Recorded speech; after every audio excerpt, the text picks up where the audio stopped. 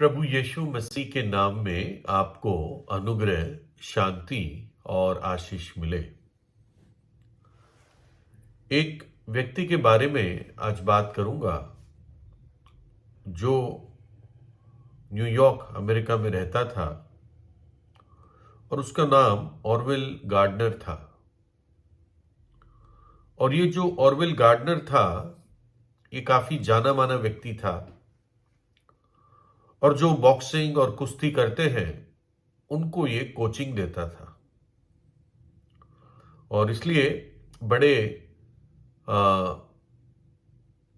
Rough किस्म के लोगों के साथ इसका उठना बैठना था, जिनका व्यवहार बड़ा सख्त, भाषा बड़ी भद्दी, ऐसे लोगों के बीच में ये रहता था।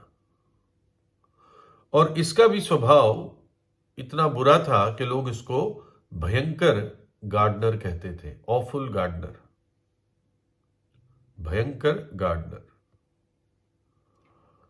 और इसका एक छोटा बेटा था और इस बेटे से बहुत प्यार करता था, स्वाभाविक था।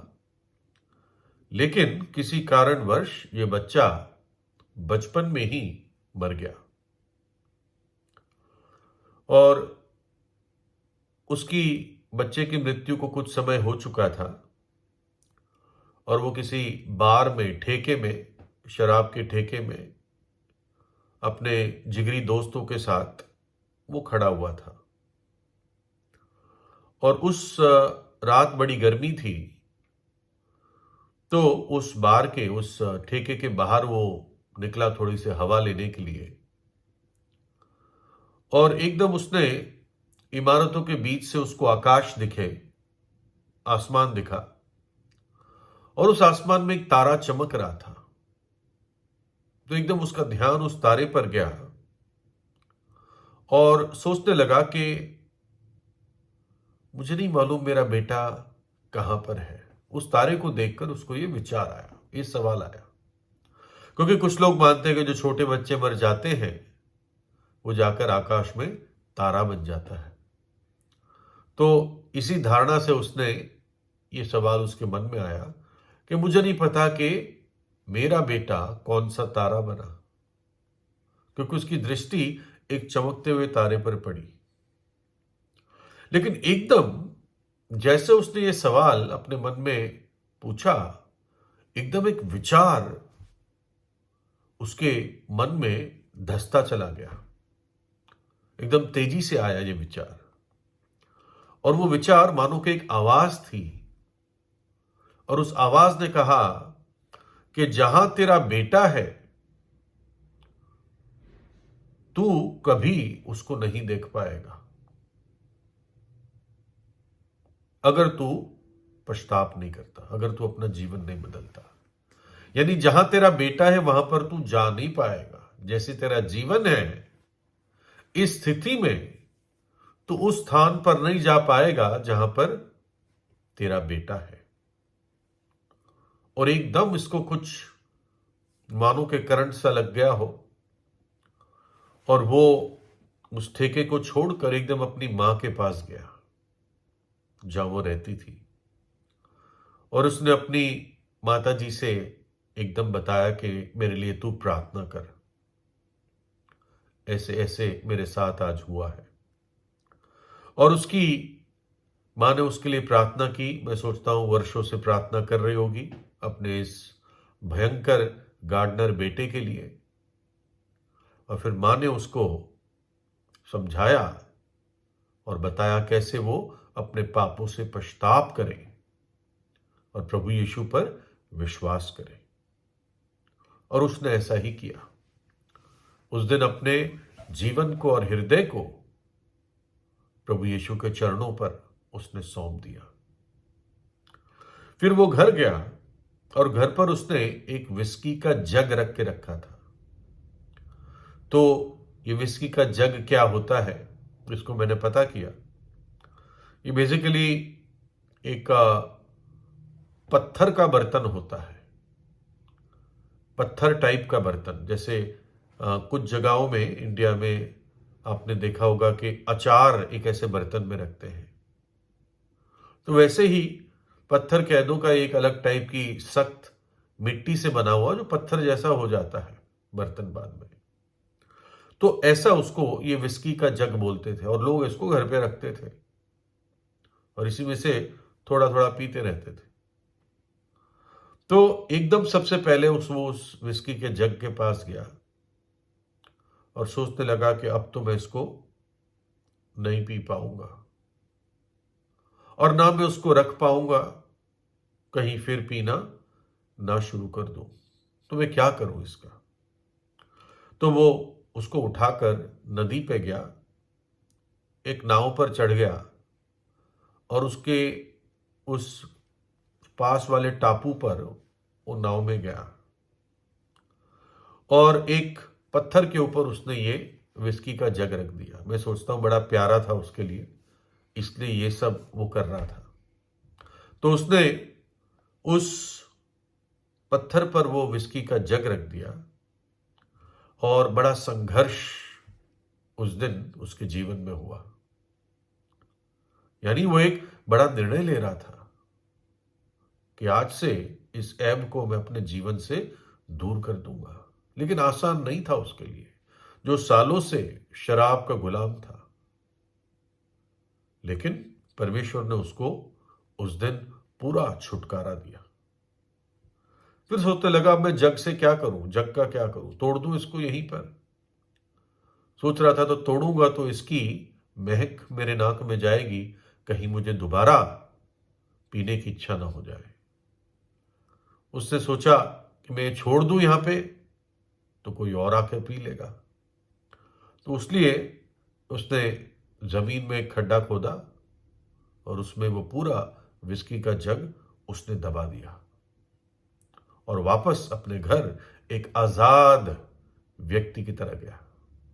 जब उसने वो टापू छोड़ा जिस पे आया था, वो जहां पर दफनाया उसने उस विस्की के जग को, तो वो एक आजाद मनुष्य की तरह उसने वो टापू को छोड़ा और ये बड़ा एक परमेश्वर का दास बन गया। और इसके जीवन के द्वारा और एक बड़ा अपराधी था जिसका नाम जेरी था, उस जेरी का जीवन भी इसी भयंकर गार्डनर के द्वारा बदल गया। और ये जो भयंकर गार्डनर था पहले, अब ये धन्य गार्डनर बन गया। परमेश्वर ने उसको आशीष दी। और ऐसे ही परमेश्वर का आत्मा एक मनुष्य या स्त्री से या जवान से या बुजुर्ग से या बच्चे से बातें करता है। इस व्यक्ति के जीवन में, गार्डनर के जीवन में, इसका बेटा मर गया। एक बड़ी ट्रेजेडी इसके लाइफ में आ गई थी, दुख आ गया था। लेकिन उसी दुख के द्वारा ये व्यक्ति पश्चाताप की भूमि पर खींचा गया और उसका उद्धार हुआ। और उसको आशा इसलिए थी